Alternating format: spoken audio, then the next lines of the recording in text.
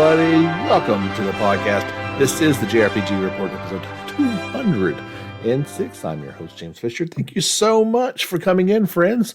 We've got a fun podcast for you today. Lots of things. Square Enix, in particular, was quite busy this week, but we've also got news from Atlus, and that is where we start today's show.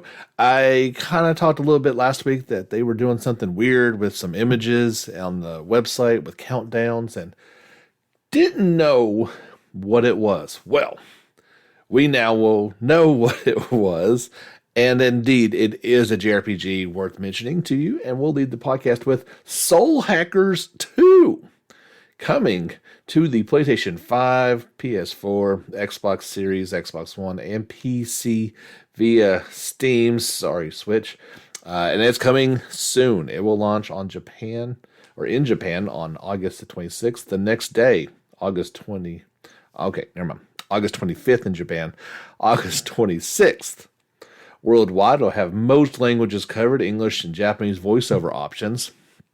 English, French, Italian, German, Spanish, Japanese, Korean, and Chinese subtitle options are available. So before we ask what is Soul Hackers 2, perhaps you're like myself and like, what what was Soul Hackers 1? Maybe you are a JRPG fanatic and you already know the answer to that question, but I'll be honest, I had not heard of this one, but you have heard of Shin Megami Tensei.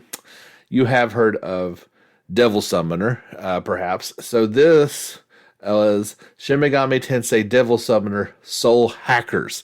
Now, probably why you didn't know, because when it was originally released back in 1997, that was for the Sega Saturn in Japan only. It also came out on PlayStation and the 3DS, and that is where it came to the West on the Nintendo 3DS in April of 2013. Yeah, known as Shin Megami Tensei Devil Summoners Soul Hackers. So, if you really want to check out what this game is all about, you could try to dust off your 3DS. Maybe you play it all the time, I don't know, and try to find a copy of this one. Maybe there's other ways of doing that, but those were the three systems, and yeah, like in the West, just on the 3DS. And so you kind of now maybe know what you're in for. It is very much set in that Shin Megami Tensei Devil Summoner world, but with some of the carryover that we see in all these Shin Megami lines between Persona, Shin Megami Tensei series, and of course the Devil Summoner as well. You see some of the same enemies, some of the same designs. That press turn-based battle system is also present here. In Japan, they'll be getting a 25th anniversary edition for PS4 and PS5. We'll go over that if in fact it comes to the West. But there are some cool pre-orders in Japan. Hopefully we get these as well, as there is a Persona 5 costume and background music set, which looks pretty cool. Hopefully we will get those. So here is what Soul Hackers 2 is. They've kind of went the Persona line of dropping the Shin Megami Tensei part as to avoid confusion. I think that's a good move. So this story is set in the 21st century. They say a little further in the future from now. Devil summoners live in dark societies and harness the supernatural powers of demons. Aeon, a being that watches over the world, detects the world's forthcoming ruin. To avoid ruin, Aeon summons Ringo and Figue, F-I-G-U-E, to descend upon the human world. They head to protect the two people needed to avert destruction, but both had already been killed. That could be a problem. Ringo deploys Aeon's special ability called Soul Hack to revive their targets. Working alongside these two devil summoners, Ringo and I guess we're just going to say Fugue, Feig? Let's go Feig. Pursue a mystery with the future of the world at stake. Will you be able to avert destruction? So the characters first is Ringo, an agent of the next generation cyber life form Aeon. A newborn being, she has a strong curiosity about human society and emotions. She stands on the front lines with Arrow and other devil summoners and fights to avoid ruin. So she's kind of an AI character along with Feig, whatever. An agent of Ion like Ringo. Cool and discreet, she is like an older sister to Ringo who pushes forward at her own pace. Figue, so Feig? I guess it would be. Also has an interest in admiration for humanity and is extremely friendly towards humans. She specializes in information analysis and handles logistical support. One of those devil summoners that was rescued is called Arrow, an agent of the Devil Summoner Society. Gatagasuru, one of the targets to protect to avert the end of the world, detected by Aeon. He was killed while undercover, but was revived by the Soul Hack. He is usually a quiet young man who does not say much, but he's also honest, passionate, and highly values morality. Because of this, he and Milady often clash. Milady was the other agent of the Devil Summoner Society. She was killed by an ally for an unknown reason. After being revived by the Soul Hack, she accompanies Ringo in pursuit of the reason behind her death. She is calm and rational. She places a lot of emphasis on rationality and efficiency and can sometimes make ruthless decisions, but her past experiences seem to play a part. And another key supporting figure is Saizo, who has, at least in this picture, has like weird triangle-shaped like teeth. I don't like that. Freelance devil summoner. He was killed by an agent of the Phantom Society, but was also revived by the Soul Hack. He accompanies Ringo and the others in pursuit of a certain objective. He is a romanticist, charmer, and a show-off. Since he can read the air and act accordingly, he is often the mediator between Arrow and Milady. He keeps the team running smoothly. Yeah, a lot of cool characters in this one. This game is not going to blow you away graphics-wise, but it does look pretty cool. Definitely more of a PS4-looking game than PS5. Devil summoners are humans who form contracts with demons and use their astounding abilities to solve problems beyond human understanding. There are also a few summoners, on the other hand, who use their powers for evil, such as assassination and crime. Ringo and company fight to avert destruction, and then become involved with the opposing Devil Summoner Societies, Phantom Society, and Yuharso. Demons are spiritual beings that have existed alongside humans since ancient times. They are not necessarily evil beings, and even gods and fairies fall under the same name as demons. It is said that at a certain place there's a secret art of fusing demons to form new ones. We've heard that before in this series. The only demon that I see right off the bat that is recognizable is Jack Frost.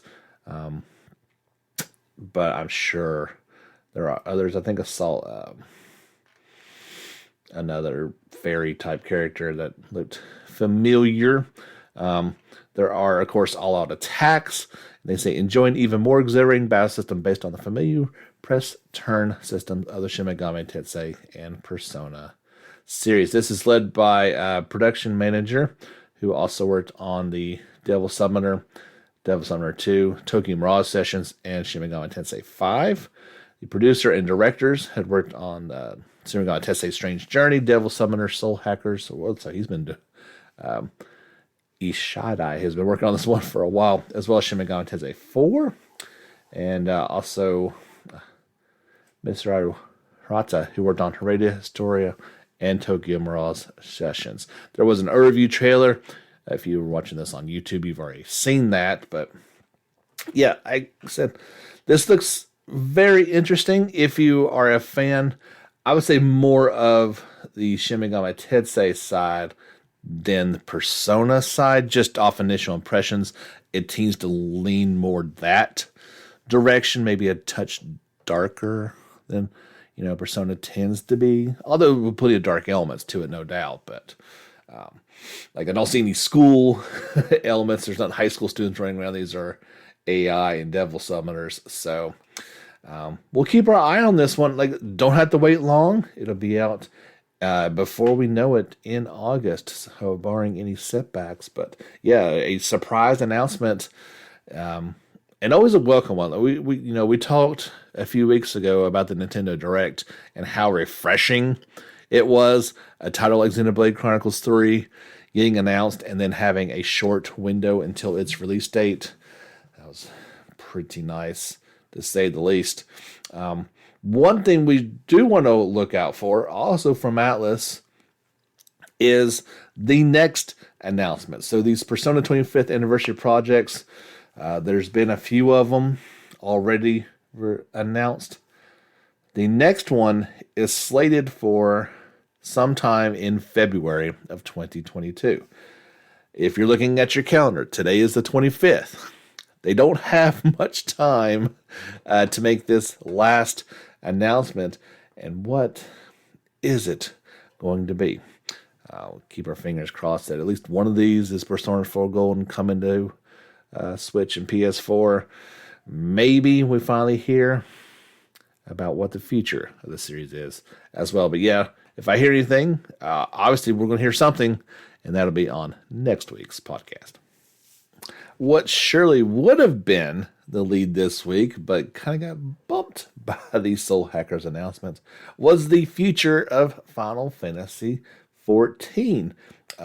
Series producer and director Nako Yoshida went online and had the Letter from the Producer Live part, well, that is a big number, 48 live stream. Sorry, he's in Roman numerals. There was L's and X's and all. No, wait, that is 68. Sorry, I had to get it together there. I think that's what that is. Yeah, 68 L X V I. Anyway, a detailed the forthcoming advancements as solo and multiplayer RPG experience, the game's first graphical update and patch 6.x series roadmap. So first they went down the line of all the things that has happened over its illustrious career, going back to September 30th of 2010 when 1.0 launched out. And now they're talking about the next 10 years. First off, Yoshi P assured that he has no plans to leave the Final Fantasy XIV project. He says, unless the CEO of Square Enix tells him he needs to go, and he says, and even then, he would fight him on it. He said, or the development or operations teams want to kick him out. He said, or if he dies, that would be. So, I'm assuming you enjoy his work because you're stuck with him. He's not going anywhere. So, looking forward to 7.0. Advancements as a solo and multiplayer RPG experience. Future concept number 1, an even better RPG alone with friends. Large-scale updates to the trust system. Trust compatibility for all main scenario dungeons and full player trials to be added in patch 6.1 to 5. Patch 6.1 will make Final Fantasy XIV A Realm Reborn scenario duties trust compatible. Further improvements will be made to some low-level main scenario dungeons and trials. 8-player trials will not be updated at this time, and those will be considered after 7.0. I don't know. As you guys well know, I've danced around this game for a while, but I've not actually played it, so I don't know necessarily what that means. Longtime players will be able to explain that further, but just at a glance, it does appear that you are going to be able to, in the future, play this as a more single-player experience. And if that is true, well, it would be nice to play with some friends, perhaps. By and large, us JRPG players are solo game experience seekers. Maybe you're like myself, and that is how we unwind after a long day of socializing or dealing with peoples, and the last thing we want to do is continue that. Now, some people love that, and I'm sure that will continue. That's not going to change, but it may allow the door to be open for some single-player activities, and that is welcome in my eyes. Feature concept number 2. Preparing for years to come. Its first graphical update is planned to be implemented in 7.0. Development and preparation ongoing until the expansion releases. Aiming for screen-wide aesthetic appealed suited to a multiplayer environment. Animation and lighting system updates are also planned. New graphics will not be comparable to those of standalone titles. So don't expect groundbreaking, but expect an improvement. They will try to accommodate as broad a range of hardware specifications as possible. He has assured that the game will support PS4 at least until 7.0. So it sounds like this update will be okay, but they're saying maybe further down, this is going to move into the PS5 or high-end PC, Xbox category. As it continues to evolve, it's going to then evolve to only be playable in its best form on current systems. That's just the way it goes. Perhaps previous versions will still be playable, but anything future, there's going to be a point where you're just not going to be able to handle that any longer. Feature concept number 3, continue to provide regular updates on an appropriate schedule. That just kind of makes sense. There's a huge list of things that have gone into this. So if you are a player and you want to read that, of course, you can follow us on Twitter or on Facebook, and you can get that entire list of things coming. There's also a couple images to go along with it if you're curious how things go. But I'm excited. I've waited to play this thing for a while. I think once it gets this graphical update, and B, once it becomes solo okay, and obviously this next thing was nicely heard too, that Square Enix will once again allow users to register for the free trial very soon. Of course, that was stopped back in December because of the congestion. That's since been kind of alleviated. Some new servers have come online. So actually, as of the 22nd, users are going to be able to do that. That allows trial grants users access to a Randomly Born and the Heaven Sword expansion up to level 60. So that's obviously back. That's a good thing for new players to get in there and try it out. And so yeah, once those things go on, then James may play it. But obviously that's not much help today. That is in the future. Something that perhaps has affected a few of you guys if you're playing. Final Fantasy XIV players that play on Windows, there is now officially support for Windows 11. This system appeared back in October, but it's taken a while to get things acclimated. But yeah, that's a thing now. So if you were been holding off, you can now play on your Windows 11. I personally have not made the switch yet. No reason really not to, other than I do enjoy 10 and haven't seen much of a reason to do that just yet. I'm sure I will at some point in the future, though. Let's get into all the Square Enix news, as they were busy this past week. Of course, we finally got the mobile and PC release of Final Fantasy VI with its updated graphics. There's also been added vocals, including 7 languages that you can listen to in the famous Opera House scene. Thought that was a pretty nice touch. It came out a couple days ago. You enjoying it right now? I'm still working on my my PC, my gaming PC.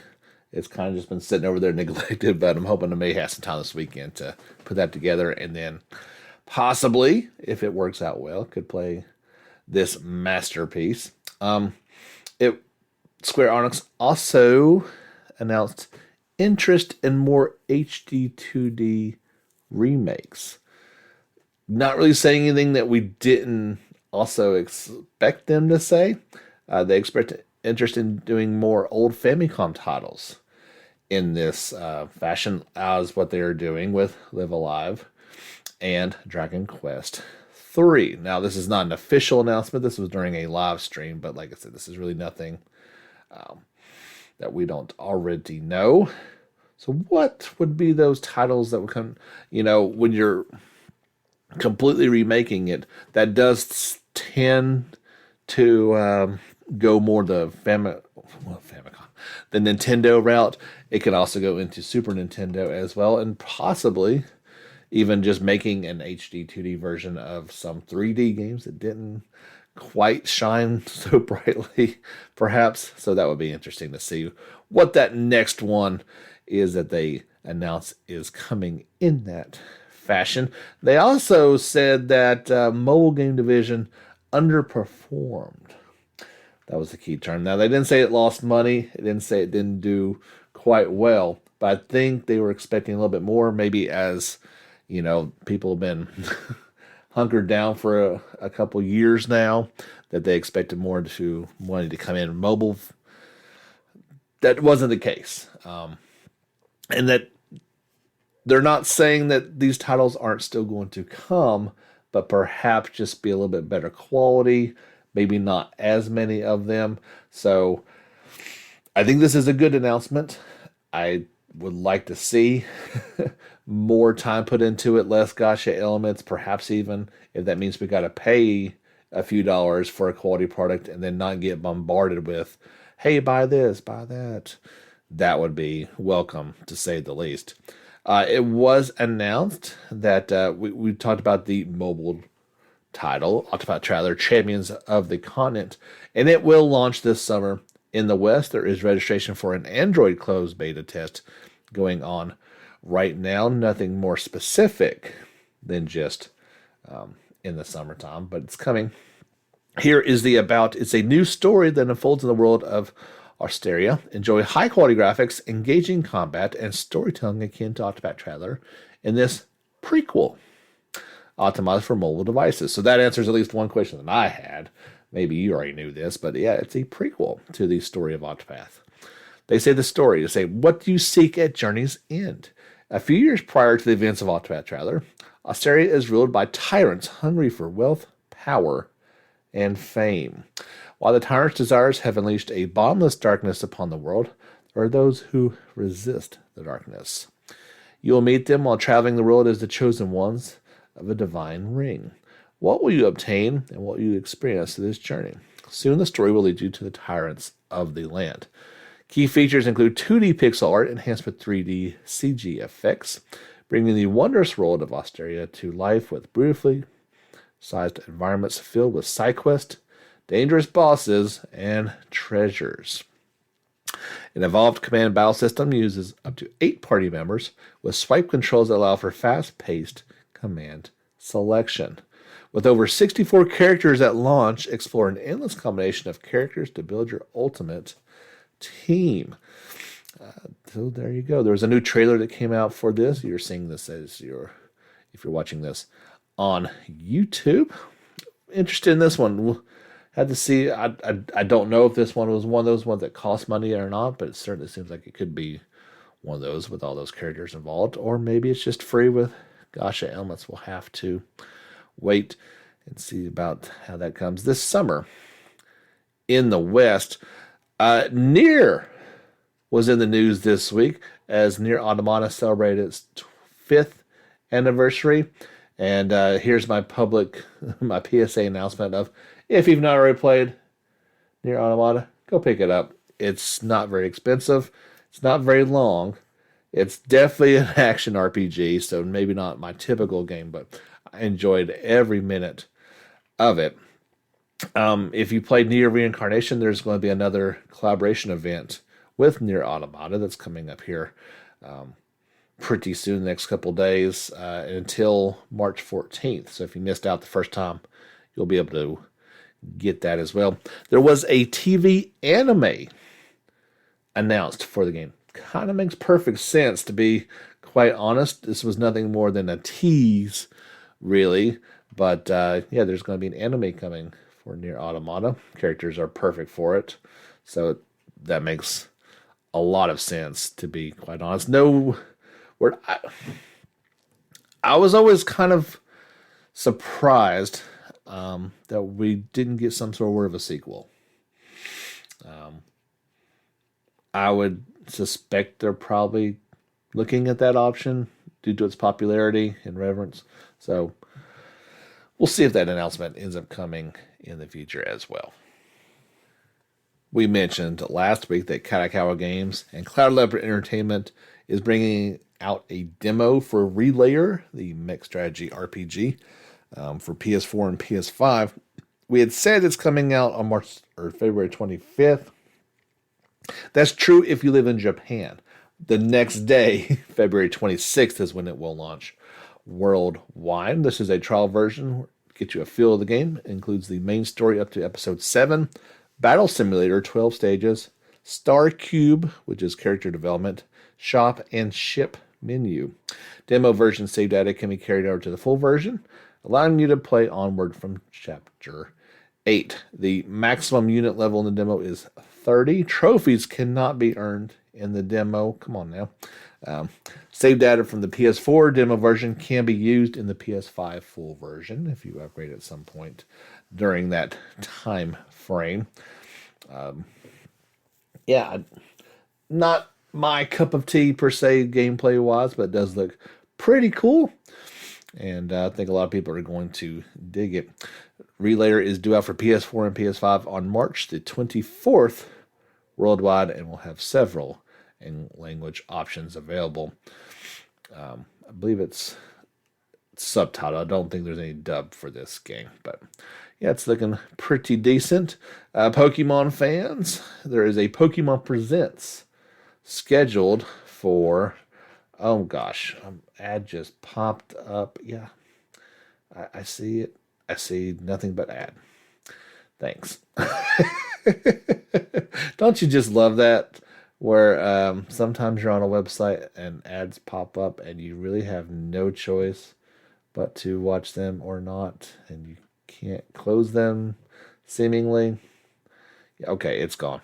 There's a Pokemon Presents set for February the 27th, and that's all I can tell you because the ad has taken over the screen. So if you want to check that out, you can do so. The latest Monster Hunter Rise Sunbreak tease revealed that DSO characters Paz and Selva will appear in the expansion.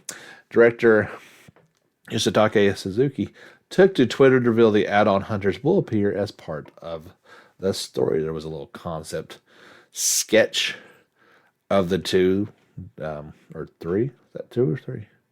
Yeah, there's 3 people in the sketch, but it says 2. So there you go. It's something to look forward to. Monster Hunter Rise is available now. Sunbreak will be out this summer. Tutor Sophie 2 is getting close to its release. Well, it's today. That's right, February 25th. Worldwide. It came out yesterday in Japan. There was the official theme song trailer came out for it, which is Cindy Dose, sung by Suzuya. So you can check that out if you're curious about the game. I did see that while it's been a few years since the first one, I believe their words were, you need to have a love for Sophie and Pasha if you really want to get the most out of this game. That completely makes sense, but sometimes when you have these games, it's like, you don't really need to play the first one. It's okay. It'll go over the events. You'll get it. It seems like you need to have had a pretty good bond with these characters in order to get the most out of this one and that story that they are trying to tell in it. There's a weird collaboration going on between Sophie 2 and Tales of Arise. I say weird as they're, Koei Tecmo and Bandai Namco. And so you've got various Tales characters with some alchemy elements to it, and then vice versa. Some of the Sophie characters having like Alphen's a little face shield thing on, or the tiara from Kasara likes to wear. Hootle shows up in one of the Sophie things, and I just think it's weird with these two companies. It, I don't want to say it for certain, but it almost feels like they could be merging or acquiring. Well, I guess Bandai is probably bigger. Maybe they're just super friendly, right? We've seen these collaborations sometimes in the past before, but I don't know. Just it feels odd to me, and it could be like a step one of them joining forces in the future. I don't know. Maybe I'm completely off base on this one, but yeah, you can get those. I guess they're free DLC. It doesn't say that's free, so maybe there's a smaller price to pay for it. Yeah, DLC is usually not free, so I guess that's probably they're probably going to go the non-free route if I had to guess. The last story I want to bring to you guys is if you love Persona 5 Royal and Persona 5 Strikers, and you are a Spotify music user, well, those soundtracks are coming to Spotify. Each one would have been about 2 discs worth of music taken from the games. Persona 5 soundtrack is over an hour and a half long. It consists of 30 titles. Just looking for a date. Strikers is even longer somehow. That doesn't make a ton of sense, but it's about 2 hours and 20 minutes long and about 46 titles. So, see, they're also on YouTube Music as well, and I guess they're on there. It doesn't say, yeah, they're on there now. So if you are enjoying those, you can check them out anytime you want to via Spotify, or also they said YouTube Music as well. Last thing I just want to say is I did decide the next game. I finally wrapped up Trials of Mana, an excellent game, a little weird. Had some nostalgia factor that certainly helped me get through it. I was very surprised that there was some post game content in there that allowed some more character development and a new story. I was grossly underleveled for anything other than defeating just the regular final game boss, but I enjoyed my time with it and decided I didn't know quite where to go, so I looked at the backlog. And kind of had forgotten that I did have Yakuza Like a Dragon for PS5, no less. I got it on sale a while back. And I said, yeah, I would like a good turn-based game. I've never played a Yakuza game, so I really didn't know what I was in for. But so far, I've been pleasantly surprised. I kind of knew from the trailers, I was expecting all the over-the-top shenanigans and things, and the game starts off like really serious. Like it definitely throws you into a Yakuza type story and game, and then a few hours into it really opens up into more hilarious features. Not that there's not some comedy in there at first, but I think I'm about 8 or 9 hours into it total, and it is definitely all those things that I've been expecting to happen are finally happening. It is absolutely, full of Dragon Quest and old school. I mean, they say Dragon Quest by name several times. The lead character being a huge fan of those games, and he tries to become a hero of Dragon Quest. The best thing about the game, perhaps, is the fact, and we hardly ever get this, especially as a lead character, but by the time the main story picks up, he's a man in the later stages of life, i.e. he's 42. Usually we're dealing with high school kids or thereabouts, right? And as a man who's about to celebrate his 41st birthday in April, it's extremely refreshing. Now, dude is at the top of his game at 42. He has kept himself in great shape and all those things that I have not. But it's still nice to see. He's that same age. There's a character that's even older, pushing almost 60. That's in your party. So that's been pretty fun. The turn-based system is very well done, but it's also got some deepness to it. It's not just blindly pressing buttons. You have to have some strategy to your attacks. It has a feel of Grand Theft Auto at times, the way you kind of walk around the streets, out, not driving or anything, cars, but the exploration reminds me of that a whole lot. You're looking around for treasure, not treasure chests, but you're looking around for treasure and secret items, and yeah, it kind of blends a whole bunch of things in together, and for the most part, it works. It really does. It's still odd to be walking around and then, you face a group of goons come up, and then you guys with onlookers or everything going around that you just go into a turn-based fight, but that's part of its charm as well. The only negative I find is just a personal preference. I don't like all the language, but most people are not even going to notice it, I'm sure. But I knew it going in, so it's really not a big deal. It's a very, very mature game. So unlike Charles and Mana, I cannot play it until the kiddo is fast asleep, and it's mature for a reason, guys. Don't try to play this in front of kids, or even without the language. There's a bunch of mature stuff going on. You don't want it anywhere near children, that's for sure.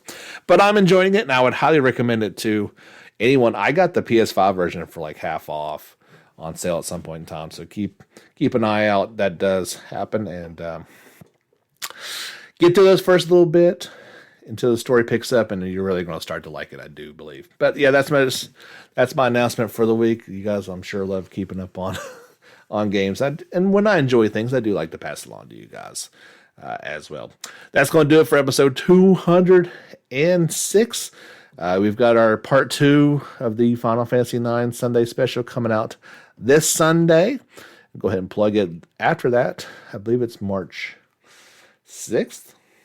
March 6th. We're trying to, me and Dalton have a day to sit down and record, and we're going to do that and bring you guys the next Sunday special, just us chatting about JRPGs and having a good time. That's what we're looking for.